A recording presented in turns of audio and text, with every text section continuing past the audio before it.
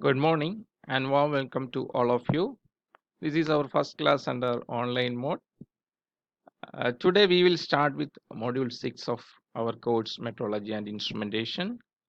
As per K2 syllabus, the module 5 and 6 are designed as instrumentation part. In module 5 we came across the generalized measuring system, its characteristics such as uh, static characteristics and dynamic characteristics, and the sensor transducer system. As a simple example of a sensor transducer system, we already studied about LVDT and its applications, working, etc. So in this module we are going to study the application of this sensor transducer system, further applications of sensor transducer system. There are various applications for this sensor transducer systems.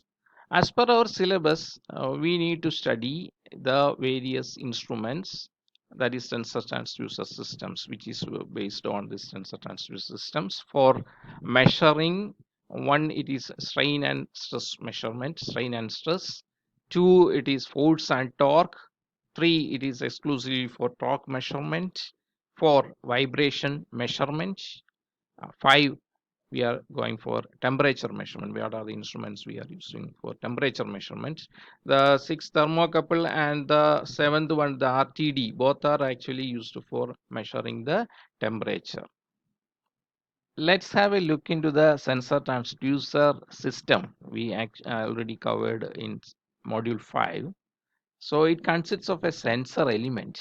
Sensor element actually senses the parameters to measure.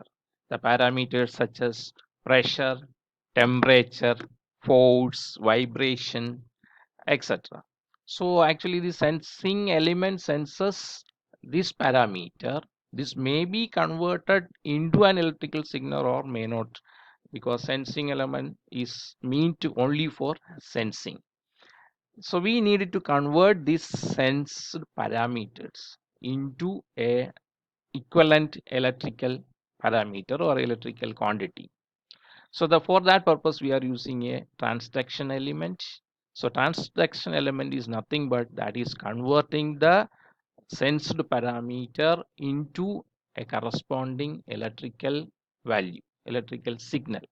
So this signal is further processed using some instrumentations, and that instrumentation gives an output, a useful output, whether it may be an indication in digital or analog mode, or maybe that is supplying a continuous data or a printout, whatever may be.